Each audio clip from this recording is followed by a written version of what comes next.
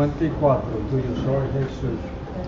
Tuyo soy Jesús, ya escuché la voz de tu amor hablándome aquí.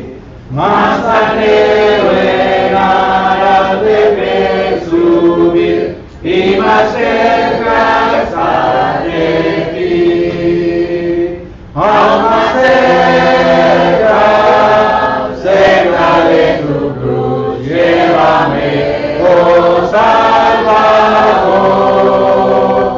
Aún más cerca, cerca, cerca de tu cruz, llévame, oh buen pastor. A seguirte a ti me consagro hoy, conseguido por tu amor. Y mi espíritu, alma y cuerpo doy por servirte, mi Señor.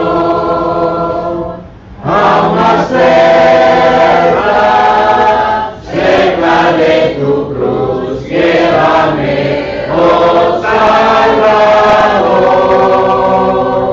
Aún más cerca, cerca, cerca de tu cruz, llévame, oh buen pastor.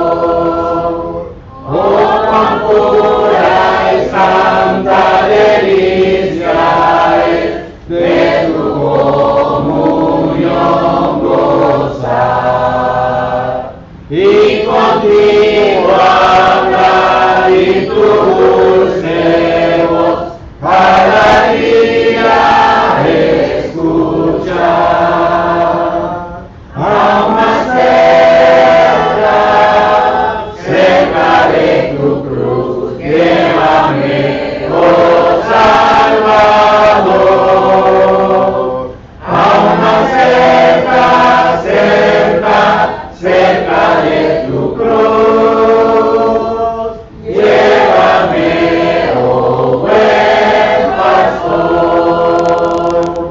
De tu grande amor no comprenderé cuál es la profundidad, hasta que contigo, Jesús, esté en gloriosa eternidad. Aún más cerca, cerca de tu cruz, llévame, oh Salvador. Aún más cerca, cerca, cerca de tu cruz, llévame, oh buen pastor. 125. Te quiero, mi Señor. Te quiero, Mi Señor, habita en mí, y deseo ser por ver en ti. Te quiero, sí te quiero, siempre te amé.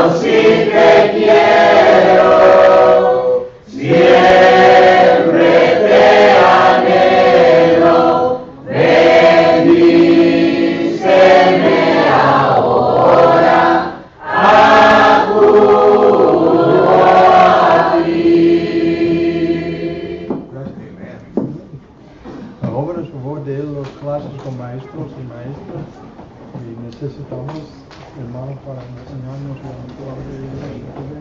Gracias.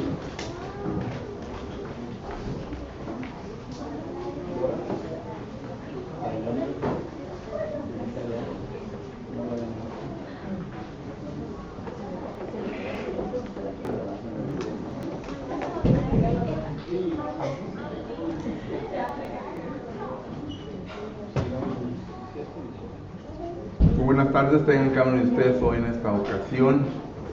También a ustedes que nos están sintonizando por medio de Facebook, gracias por su invitación. Le rogamos pues que usted nos siga sintonizando y que pues nos acompañe cuando pueda. Aquí físicamente estamos localizados en el 4002 East Richardson Road en la ciudad de Edinburgh, Texas. Bienvenidos. Esta ocasión, ¿verdad? Recuerde que todavía tenemos a varias personas que necesitan nuestras oraciones y quiero añadirle a la lista, ¿verdad? A un sobrino nuestro, ha venido aquí a los servicios, es americano, está casado con nuestra sobrina Irma, él se llama Bob, le hicieron un trasplante de corazón hace que unos 4 o 5 años atrás. Y pues ya le ha pegado el COVID 2 veces y esta segunda vez que le pegó el COVID parece que pues le está dañando bastante. Ya le ha dañado varios órganos de su cuerpo y pues está batallando el pobre Bob. Solo que por favor quiero que oren por él. Se llama Bob Stark y ellos viven en la ciudad de Houston, Texas. Y pues nuestra hermana Blanquita, ¿cómo sigue, hermana?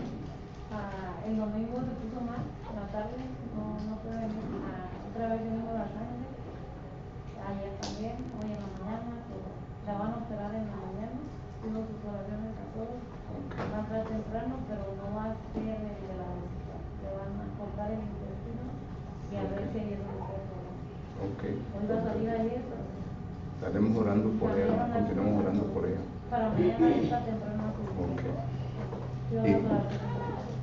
Y gracias a Dios, ¿verdad? Por Sofía, que salió también bien de su operación, la hija de nuestra hermana Dorita.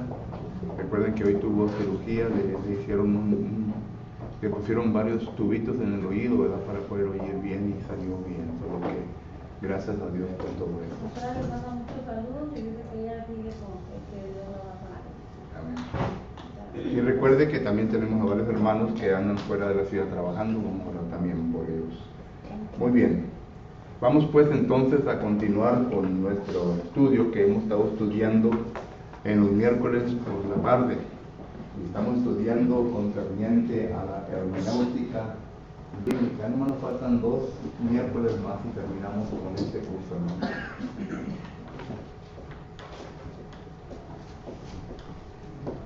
La hermenéutica bíblica. Y claro, ¿verdad? Que este es un curso extenso, hermanos, y solamente le he estado enseñando, ¿verdad?, lo que es beneficio para nosotros como congregación. Claro que si le estuviera enseñando a un grupo de predicadores o candidatos, ¿verdad?, para ser predicadores, entonces el estudio fuera un poquito más profundo concerniente a la hermenéutica. Pero hemos estado estudiando este curso de la hermenéutica suficiente para que usted, como miembro del cuerpo de Cristo Jesús y como miembro de esta congregación, por lo menos pueda entender un poco, ¿verdad?, la palabra de Dios cuando la lea, y para que así pueda entender varios conceptos que son necesarios para que pueda llegar a una interpretación correcta, y también para que llegue de apreciar a los hermanos que se paran delante de usted para traer una clase bíblica. No es fácil, hermanos, es bastante trabajo, y deseamos la crítica constructiva, ¿verdad?, porque queremos mejorar en nuestra presentación, pero recuerden que cuando ya estamos listos para criticar, para destruir, recuerden el gran sacrificio por los cuales estos hermanos se envuelven, y también de tratar de comprender y de ayudar, ¿verdad? Recuerde que todos nosotros cometemos errores Y pues cuando una persona comete un error y está tratando lo mejor que puede a su capacidad para tratar de instruirlos y edificarlos, llevarlos a la perfección, pues hay que ayudarle, ¿verdad? Para que así lo pueda seguir haciendo. Solo que tengamos eso en mente cuando se nos presenta alguien delante de nosotros. Al rato quizá los jóvenes van a parar aquí enfrente a dirigir clases, ¿verdad? Y van a necesitar nuestro apoyo, ¿verdad? Nosotros, como yo siempre he dicho, ¿verdad? Ya vamos de salida. Y vamos maniando, ¿verdad? Vamos dejando unas marcas bien negras atrás, pero no hay nada que le podamos hacer. No podemos parar la vida nuestra. Muy bien, hoy en esta ocasión, ¿verdad? Vamos a estudiar sobre figuras, el lenguaje figurativo.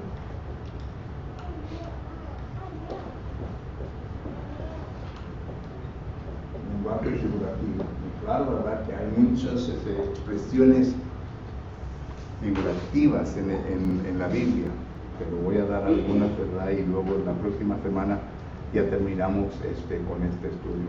Pero por lo pronto hoy vamos a empezar mirando lenguaje figurativo.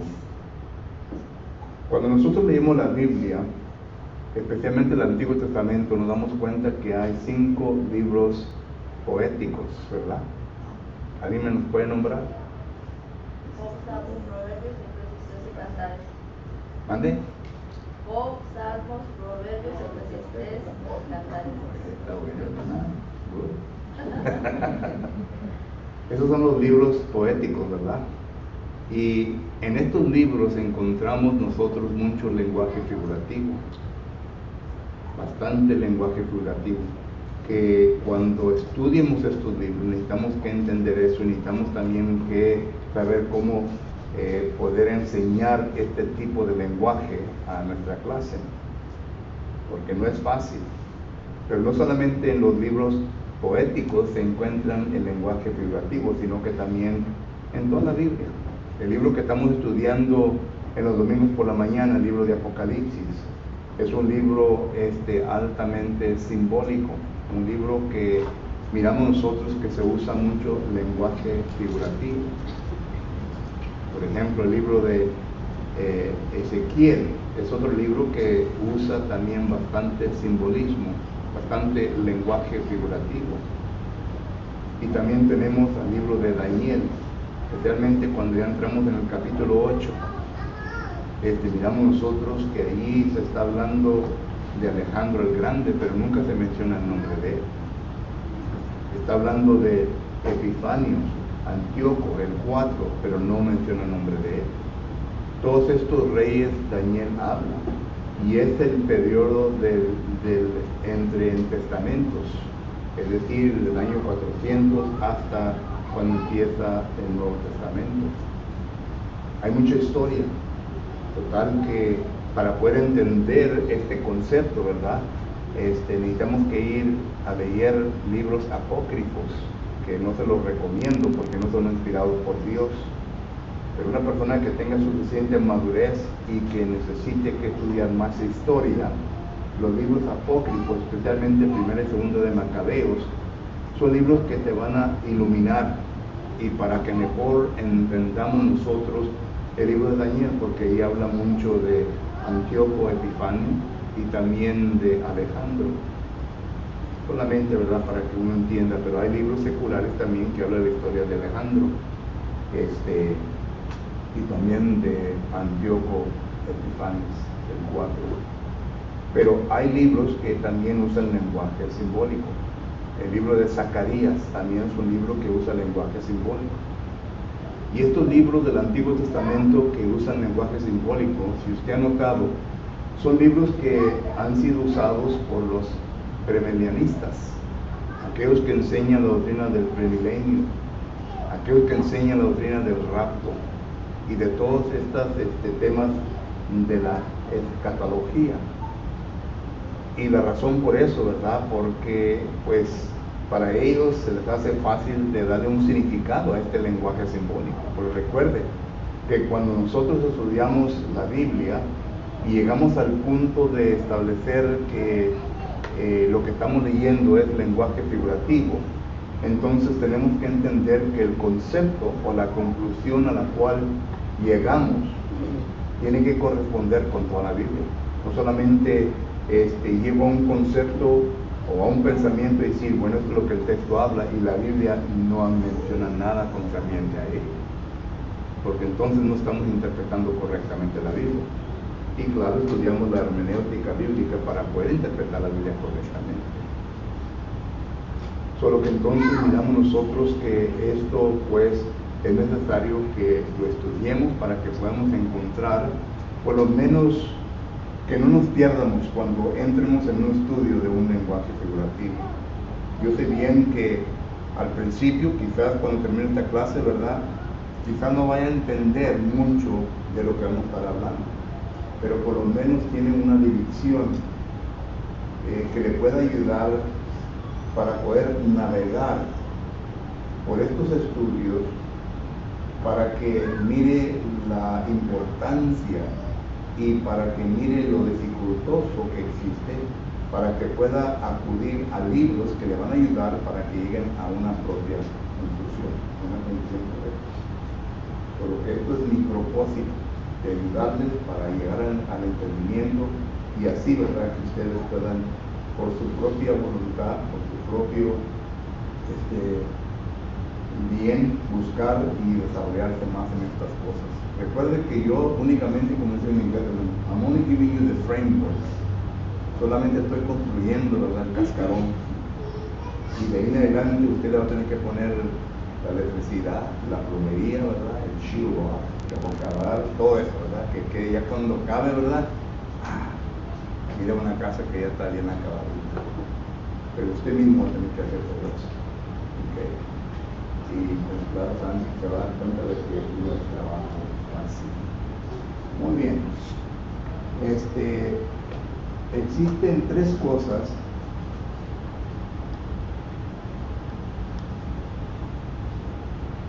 que uno tiene que entender para que así pueda decidir si acaso el texto, el pasaje, el texto, el párrafo o el versículo que usted está leyendo y está preparando para enseñar es literal o es figurativo. Porque la Biblia se escribe en ambos lenguajes. Se escribe literalmente, o sea que usted lee y lo que lee es lo que lee y lo que entiende es lo que el versículo enseña.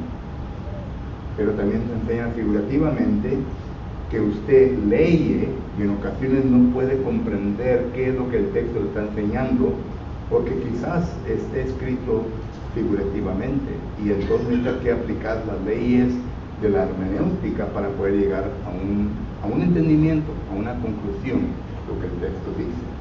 Solo que hay tres cosas necesarias para poder determinar si es figurativo o si es literal. Por ejemplo, cuando estudiamos las brechas, llegamos a la primera y la primera fue lo lingüístico, ¿recuerdo? Es decir, concerniente a las palabras. Y cuando llegamos a las palabras, pues tenemos que entender un poco sobre la gramática, tenemos que entender un poco sobre el vocabulario. Y recuerde que el vocabulario y la gramática de aquel entonces no es igual como el de hoy en día. Cambia demasiado. También tenemos que entender un poco sobre el síntesis, es decir, la formación, la compostura del sujeto, del verbo y del objeto directo. Tenemos que entender sobre todo esto. Y estuvimos viendo, ¿verdad?, que si acaso no entendemos, lo cual no entendemos, al menos yo no entiendo, yo dependo en los libros de los lexicógrafos. Esos me ayudan a entender, ¿verdad?, el pasaje para que así yo lo pueda comprender, lo pueda masticar, lo pueda estudiar, lo pueda meditar sobre él y luego que lo pueda enseñar. Solo que todo eso se incluye en en la brecha de la lingüística. Bueno, ahí también hablamos un poco del género. El género es importante. ¿Okay? El género, o sea, la compostura de, ya sea del párrafo, del pasaje, etc. La compostura, el género, ¿qué es de lo que nos está dirigiendo? O sea, leemos, por ejemplo, tiene un texto, ¿verdad? Y vamos a estudiar este texto. En Salmos capítulo 1, y versículo 1, note lo que dice la palabra de Dios. Salmos capítulo 1 y versículo 1.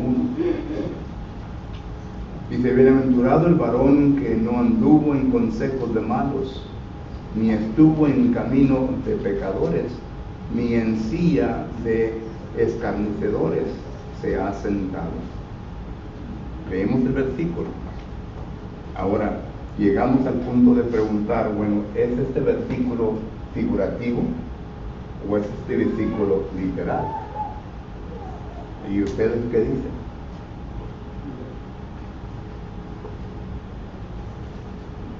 Es figurativo, ¿verdad? Es figurativo. Ahora, ¿por qué es figurativo? Es lo que estamos tratando del género. ¿Por qué es figurativo? Porque ahora notamos nosotros entonces las palabras.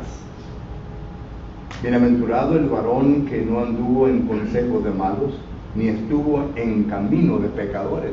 ¿Ven algo ahí que les llama la atención? Ni anduvo en camino, ni estuvo en camino de pecadores. Aquí la palabra sobresaliente, ¿verdad? Es la palabra que camino. ¿Okay? Cuando usted lee esta palabra, ¿qué es lo que se le viene a la mente? Una carretera, ¿verdad? El camino, ¿verdad? ¿Será esto lo que está hablando el texto? ¿Verdad que no? ¿Vale? La manera de vivir, o sea que está hablando la vida de la persona. ¿Okay? Porque cuando usted va al diccionario y va a mirar la definición de esta palabra, ¿qué es lo primero que le va a decir? Pero cuando van a los lexicógrafos, usted va a encontrar, ¿verdad?, que tiene 1, 2, 3, 4 definiciones. Y entre medio de esto, ¿verdad?, le ponen simbólicamente o figurativamente a lo que se refiere. ¿Verdad que sí? Sí. Bueno, para ustedes que usan los lexicógrafos, ¿verdad? ¿Nunca han visto esto? Yes. Sí, ¿verdad? Entonces miramos nosotros, ¿verdad?, que les da a entender a lo que se puede referir. Entonces ya escoge esta definición que va de acuerdo con este versículo, o sea, la vida de la persona. Y esto lo miramos nosotros, vuelvo a repetir, en Salmos capítulo 1, versículo 6, y también capítulo 2 y versículo 12. Ahí se usa la palabra camino en referencia a lo mismo, en la vida del pecador. No te envuelvas con el pecador. Y nos da a entender, ¿verdad?, un versículo del Nuevo Testamento, ¿verdad?, de 1 Corintios capítulo 15, versículo 33, que nos enseña que debemos tener mucho cuidado al escoger amigos, ¿verdad?, que no vengan a corrompir nuestras buenas costumbres, ¿verdad que sí? Solo que es un versículo que va mano a mano a esto, pero uso esto para que usted mire, ¿verdad? Estamos hablando sobre el género, es decir, es figurativo, es simbólico. Aquí es simbólico, es figurativo, no es literal. Entonces está hablando de la vida de la persona, bueno, la vida del pecador, ¿verdad? Entonces miramos nosotros que ya establecemos que esto es el género de este versículo, es figurativo, no es literal. Entonces ya el concepto o la idea que vamos a recoger de este capítulo, que son solamente 6 versículos, va a ser un poquito diferente, ¿verdad? Por causa de que ya lo podemos interpretar figurativamente y ya podemos sacarle el concepto o la enseñanza que nos quiere dar. ¿Ok? Entonces, a esto me refiero cuando digo yo que debemos nosotros de encontrar el género del pasaje. ¿Ok? ¿Pregunta o comentario? Y claro, ¿verdad? Que hay muchos otros pasajes que podemos usar, ¿verdad? Pero espero que esto sea suficiente fundamento para que usted se pueda desarrollar de aquí. Pero estamos estudiando, ¿verdad? Cómo llegar, cómo determinar si un pasaje, un párrafo, un versículo es figurativo. Primeramente, tenemos que ver el género, lo que se está comunicando. Recuerden que el género es la formación del sustantivo, del verbo y de las palabras que están escritas. A eso me estoy refiriendo. ¿Okay? Recuerden que usted tiene que entender, ¿verdad?, cuáles son los sustantivos, cuáles son los verbos, cuáles son los adjetivos, cuáles son el objeto directo, etc. Para hacer un diagrama de la oración. Así más o menos, ¿verdad?, puede encontrar el sujeto, el objeto directivo, ¿verdad?, el sustantivo. Y entonces ya puede comenzar a delinear debajo de todo esto lo que el texto nos enseña para que tenga mejor concepto en nuestra mente. Esto no es nada nuevo, hermano, lo estudiamos en la escuela. ¿Okay? Lo estudiamos en la escuela, pero nosotros que trabajamos con la palabra de Dios, también tenemos que entender un poco de esto para poder interpretar correctamente. ¿Ok? Muy bien. Y luego, segundo, tenemos que entender el sujeto.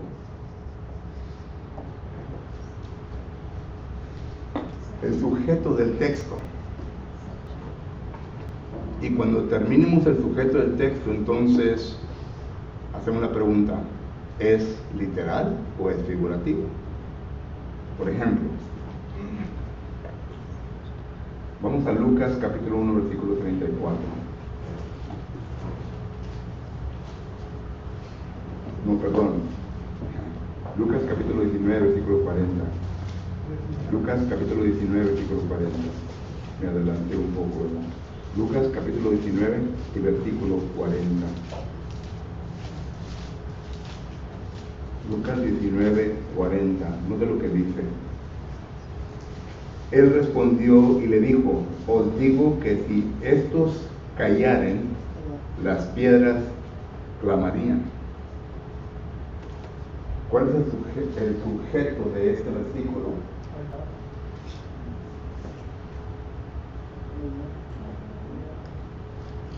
Piedras clamarían.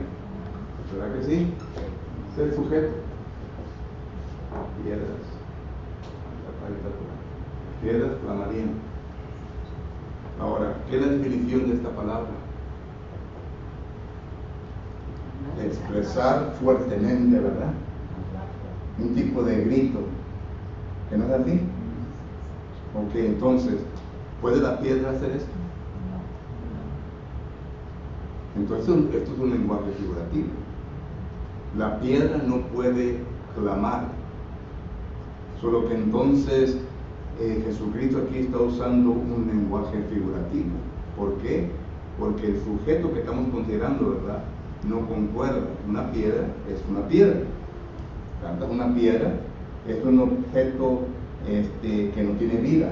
Es un objeto, ¿verdad?, que pues ahí nomás está. No me puede comunicar, no puede hablar, etc. Pero aquí Jesucristo la está usando de esta manera. Y también miramos nosotros que este tipo de lenguaje se llama el lenguaje de personificación.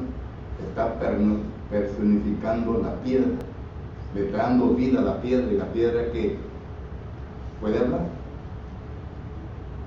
Otra cosa también que miramos nosotros, por ejemplo, bueno, este es el texto de Lucas capítulo 19, versículo 40. Pero recuerdan Mateo capítulo 21, versículo 42. En Mateo capítulo 21, versículo 42. ¿Es Mateo o Marcos? Mateo capítulo 21, dice la palabra del Señor lo siguiente, a ver si es Mateo 21. Mateo 1, 42. Y Jesús le dijo: ¿nunca leíste en la Escritura la piedra que desecharon los edificadores ha venido a ser cabeza del ángulo? El Señor ha hecho esto y es cosa maravillosa a nuestros ojos. Otra vez aquí se usa la piedra. Pero ¿qué piedra desecharon los judíos? Juan capítulo 1, versículo que 11 dice: a los suyos vino y ¿qué? Los suyos le rechazaron. ¿Recuerdas el texto? Entonces la piedra se está refiriendo ¿a quién? A Cristo.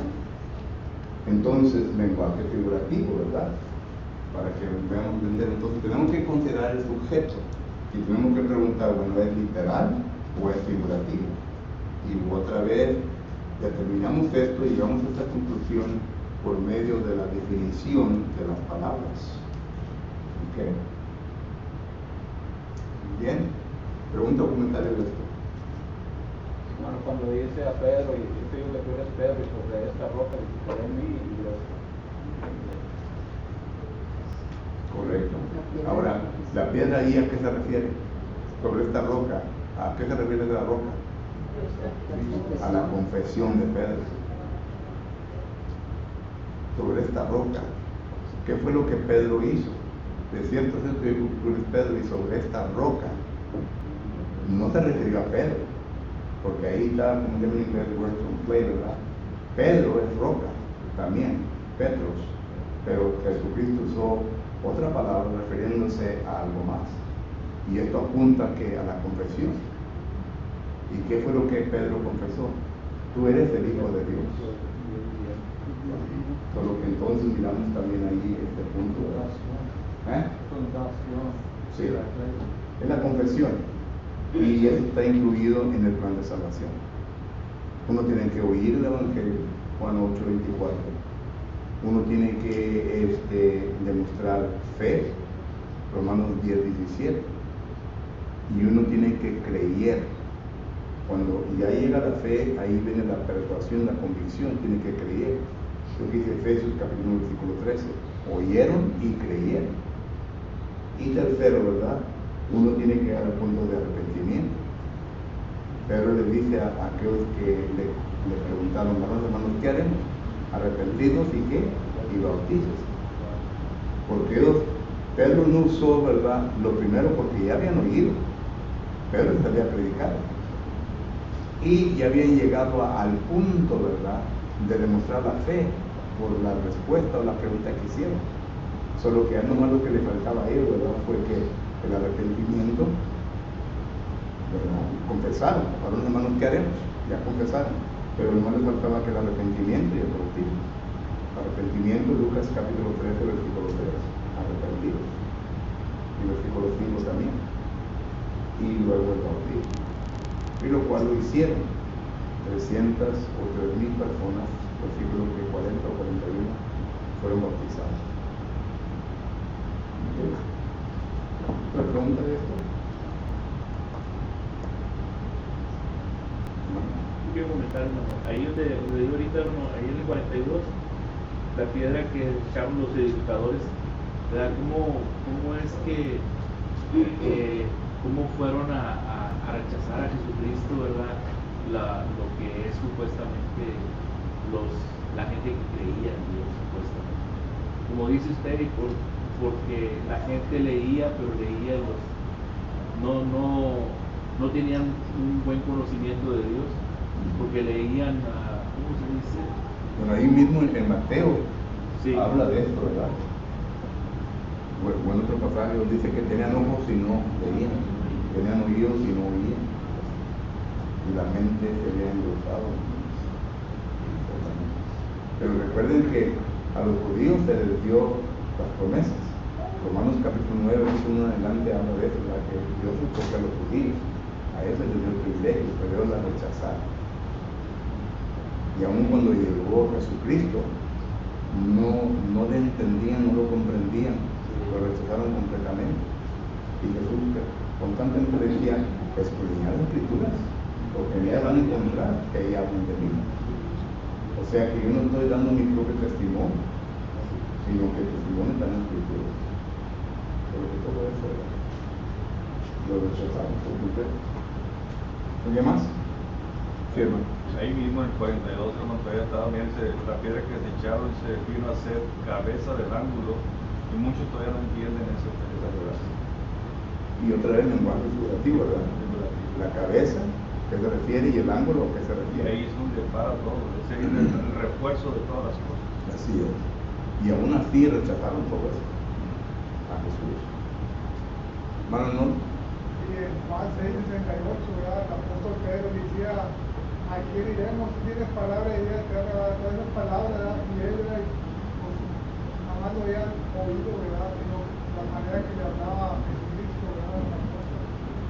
Así es. Ahí Juan 6:68, dijo Pedro, ¿verdad? ¿A quién iremos? Tienes palabra de vida eterna. Así es. Juan 6:68, ¿verdad? Ok, ¿alguien más? ¿Pregunta? Vamos a la tercera cosa que es importante. El uso de palabras.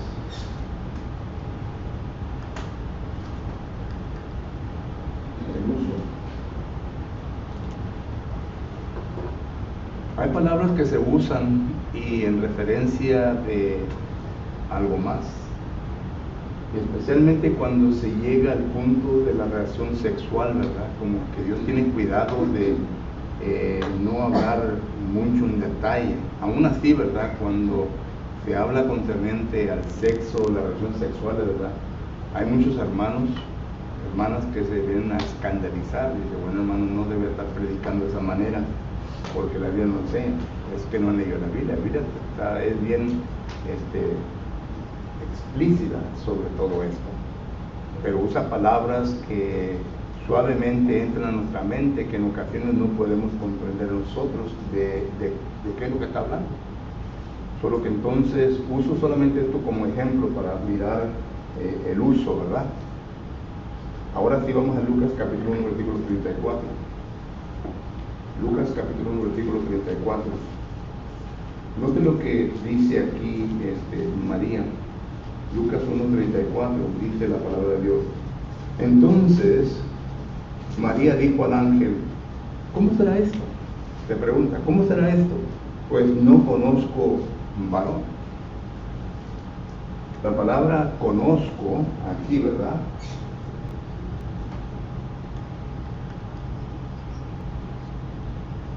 Es la palabra minosos. Que si usted va a los lexicógrafos, primeramente le van a decir que esta palabra se refiere a pervertir, o sea, de venir a pervertir. Cuando alguien le está diciendo algo, uno está percibiendo de lo que le está enseñando. Segundo, habla de entendimiento. Tercero, habla de un conocimiento por medio de experiencia. Es decir, este conocimiento que uno tiene es porque ya ha puesto en práctica lo que ha aprendido. Y eso se le llama conocer. ¿Okay? Hay conocimiento teórico solamente que es conocimiento que el libro le ha dado. Cuando usted va al colegio y le enseñan muchas cosas, tiene conocimiento del libro. Por eso es que cuando una compañía ocupa trabajadores, ¿verdad? ¿A quién cree usted que le va a ir más? ¿A uno que ha leído el libro o a uno que ha tenido la experiencia? Al que ha tenido la experiencia. Y muchos se enojan, bueno, ¿por qué? Yo fui 4 años al colegio y que nunca fue al colegio, pero tiene la experiencia.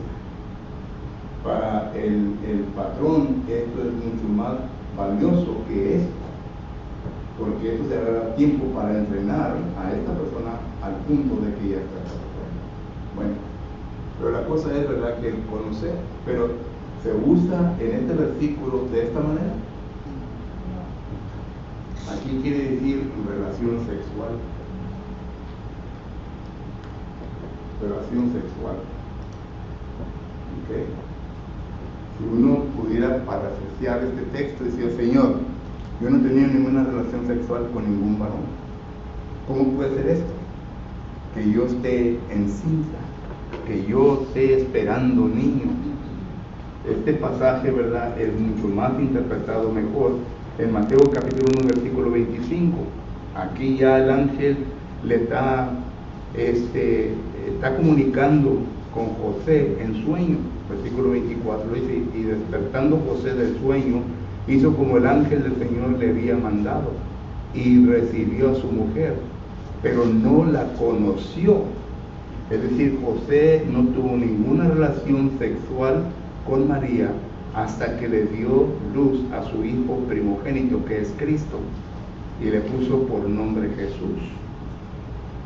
Recuerda que estaban prometidos a casarse, y cuando había esa promesa, se trataba esta relación como un matrimonio, según la Biblia. Otra vez entramos a las costumbres judaicas. Entonces, por eso José la quería despedir en secreto. Pero miramos nosotros que la palabra conocer se refiere a relaciones sexuales, solo que entonces el uso que se le da a la palabra. Otra vez, esto es solamente un ejemplo. Hay varios ejemplos en el Antiguo y en el Nuevo que podemos usar, pero uso esto para que entendamos. Por ejemplo, en Génesis capítulo 4, versículo 1, dice que Adán, ¿qué? Conoció a su mujer. Y luego vino el primer varón, ¿verdad? Solo que hay varios versículos que hablan concerniente a eso. Eso nos da a entender que es un lenguaje figurativo. ¿Pregunta o comentarios? ¿Estamos entendiendo? Sí. Sí. Y ahora entonces entramos a nuestro lenguaje figurativo. Ya no me queda mucho tiempo, pero quiero empezar con la parábola. ¿Es la parábola un lenguaje figurativo? Cuando usted va a Mateo capítulo 13, ahí miramos nosotros, porque los apóstoles, los discípulos de Jesucristo, le preguntan lo siguiente. Entonces, acercándose los discípulos, leyendo Mateo capítulo 13, versículo 10, entonces acercando los discípulos le dijeron: ¿por qué les hablas por parábolas?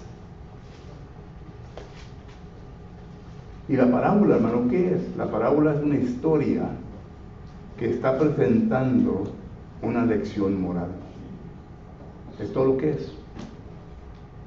Pero cuando leemos este párrafo de aquí, nos damos a entender de que Jesucristo está explicando lo que Pablo explica en 1 Corintios capítulo 2 y versículo 10. Note lo que Pablo dice ahí. 1 Corintios capítulo 2 y versículo 10. Dice la palabra de Dios lo siguiente. 1 Corintios capítulo 2 versículo 10. Dice: pero Dios no las reveló a nosotros, pero Dios nos la reveló a nosotros por el Espíritu, porque el Espíritu todo lo escudriña aún lo profundo de Dios. Porque ¿quién de los hombres sabe las cosas del hombre, sino el Espíritu del hombre que está en él? Así tampoco nadie conoce las cosas de Dios, sino el Espíritu de Dios. Y nosotros no hemos recibido el Espíritu del mundo, sino el Espíritu que proviene de Dios, para que sepamos lo que Dios nos ha concedido, lo cual también hablamos, no con palabras enseñadas por sabiduría humana, sino con las que enseña el Espíritu, acomodando lo espiritual a lo espiritual. Note el versículo 14. Pero el hombre natural no percibe las cosas que son del Espíritu de Dios, porque para él son locura, y no las puede entender, porque han de discernirse espiritualmente. Es lo mismo que Jesucristo le dice a sus apóstoles en Mateo capítulo 13, versículos 10 en adelante. les hablo en parábolas, es decir, les digo historia que traen una lección moral, pero ustedes la entienden, la deben entender, pero la gente del mundo no la va a entender. ¿Y por qué? Porque ellos eran los apóstoles, eran los discípulos de Jesucristo. Y hoy en día, hermanos, si alguno puede entender correctamente la Biblia, es el cristiano. Ahora, cuando digo cristiano, es el miembro del cuerpo de Cristo Jesús. No estoy hablando de gente que se encuentra en las denominaciones, porque para ellos el versículo 14 se les aplica. Son hombres naturales, porque no tienen el Espíritu de Dios. Entendamos eso. Ellos no tienen.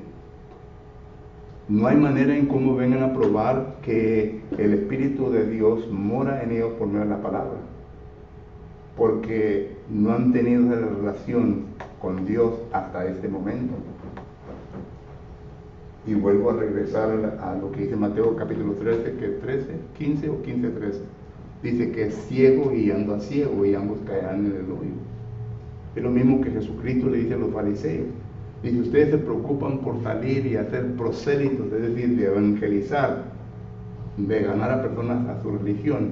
Dice, pero los hacen doble veces que hijos del infierno. O sea que quedan en lo mismo. No hay ningún cambio.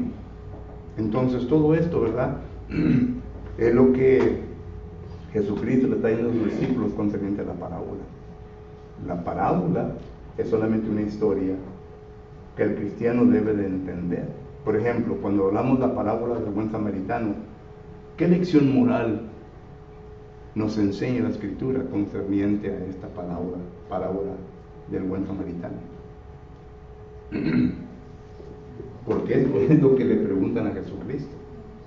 Bueno, ¿qué significa esto? Y miramos nosotros que Jesucristo apenas acababa de hablar con una persona y le dijo que fuera y hiciera lo mismo con su prójimo, ¿recuerdan? Y el Señor no entendió. Dijo, bueno, ¿quién es mi prójimo? Y ahí empieza la lección moral. Vino un sacerdote, vino un levítico, un leví, ¿verdad? Y luego vino un samaritano. Le pregunta entonces, ¿quién crees tú que aplicó misericordia? ¿Quién crees tú que hizo lo correcto? El samaritano. Jesús le dice, bueno, ve tú y haz lo mismo. Pero la persona con la cual estaba hablando no podía tener relación con quién, con samaritano. No podía tener relación con samaritano. Tenía al sacerdote y al leví, ¿verdad?, en alta categoría. Y Jesús les hace ver de que ellos, ¿verdad?, no hicieron nada. Pero una persona que ellos aborrecen o aborrecían, según Juan 4:9, dice, fue el que hizo todo. Y entonces Jesús le hace la pregunta, ¿quién crees tú que hizo lo correcto? No dijo el sacerdote, no hizo el leví, dijo el buen samaritano, dijo, ve tú y haz lo mismo. Solo que es una lección moral que se presenta. ¿Y qué tantas parábolas hay en los evangelios? Hay más de 39 parábolas, hermanos. Más de 39 parábolas. A ver si un día las estudiamos todas, ¿verdad? Pero hay más de 39 parábolas que tienen un significado muy importante. Hermano. Bueno, las parábolas son, para que nosotros comprendamos, son ejemplos de la vida cotidiana que Jesús pone para que nosotros podamos comprender el mensaje que Él nos está dando. Y hay muchas parábolas. ¿No me entiendes con manzanas? Te lo voy a explicar con peras. ¿No me entiendes con peras? Con naranjas. ¿Cómo quieres que te explique para que tú entiendas? Y de todas esas parábolas nosotros vamos a comprender. Mira, el primer consejo, hermano, que se nos da cuando tenemos una reunión, ¿verdad?, de personas y quieren enseñarle a una congregación para que salga y haga evangelismo en la comunidad. A lo menos cuando a mí me daban esa oportunidad, yo le decía al grupo, ¿verdad?, cuando vayan a entrar en una puerta, sí es verdad que dentro de mi parte. Dije, usen esto más. Deja que hablen y pon atención. preguntas, con que trabajan, ¿verdad? Para que la conversación siga dándola, pero escuchen, porque ya cuando uno entiende con quién está comunicando, con quién está hablando, ¿verdad? Ya se puede usar naranjas, o tomates, o cebollas, o lo que sea, ¿me entiendes? Para poder explicar bien la verdad de Dios. Es lo que Jesucristo hizo. Jesucristo usó ejemplos de cada día para que la gente comprendiera. Pero muchas veces estamos tan animosos y listos, ¿verdad? Que queremos ir a y ¡pam! Levantamos la bomba ahí, ¿verdad? Y la gente no se queda así por la asusta, ¿verdad? No escuchamos. Pero dejen que hablen, escuchen, y de las ilustraciones o los ejemplos que ustedes recojan de ellos, ya vuelva a usarlos para que ellos entiendan. Para que ellos entiendan.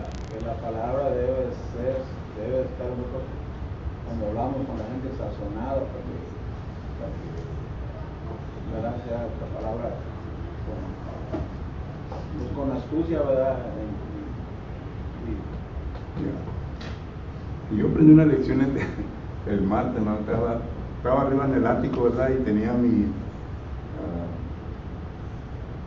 yerno, ¿verdad? Yerno.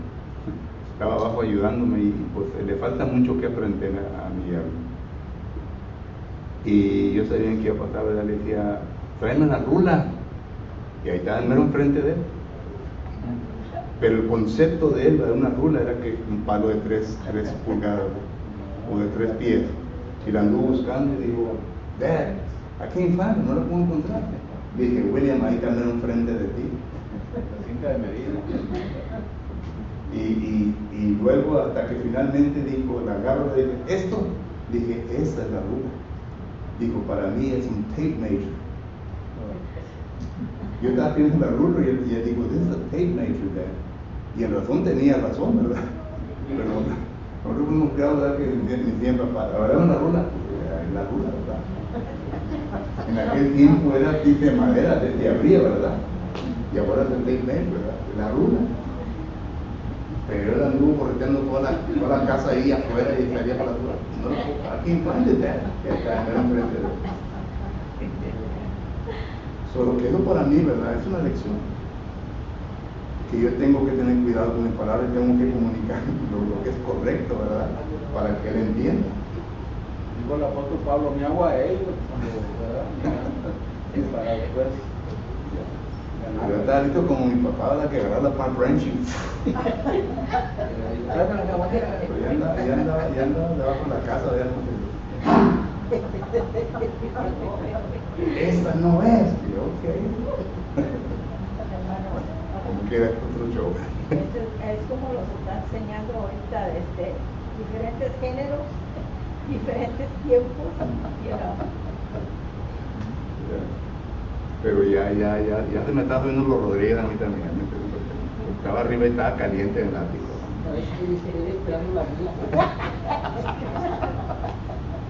Bueno, el tiempo ya me terminó. Gracias por su atención. Vamos a continuar con esto, hermano. Miramos solamente la parábola, pero hay varias otras figuras figurativas, lenguaje figurativo que quiero hacer con ustedes. Y claro que no vamos a estudiar todas, pero simplemente algo para que pueda usted dirigirse y poder estudiar más mejor la palabra de Dios. Pero por hoy, gracias por su atención. Si en esta tarde le podemos ayudar, servir en algo, estamos listos para hacer. Si entre nosotros se encuentran personas que aún todavía no han obedecido a Cristo Jesús, quieren obedecerle, estamos listos para ayudarlos. Si entre nosotros hay miembros del cuerpo de Cristo Jesús que tienen que arreglar cuentas con Dios, también estamos aquí para ayudarles en todo. Mientras que nos ponemos de pie, entramos en cuenta invitación.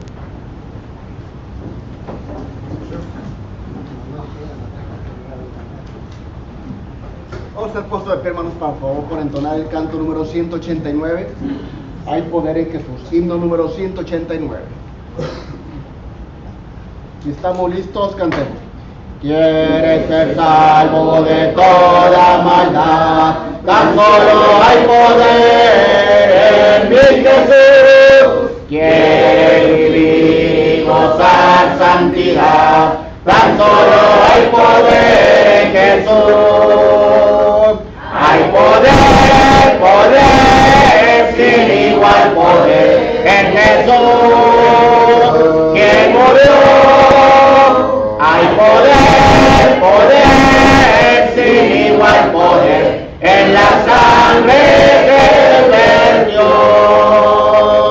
Quieres ser libre de orgullo y pasión, tan solo hay poder en mi Jesús. Quieres vencer toda cruel tentación, tan solo hay poder en Jesús. Hay poder, poder, sin igual poder en Jesús, quien murió. Hay poder, poder, sin igual poder en la sangre que vertió. Quieres servir a tu Rey y Señor, tan solo hay poder en mi Jesús. Ver y ser salvo podrás en su amor, tan solo hay poder en Jesús. Hay poder, poder, sin igual poder en Jesús, quien murió. Hay poder, poder, sin igual poder en la sangre que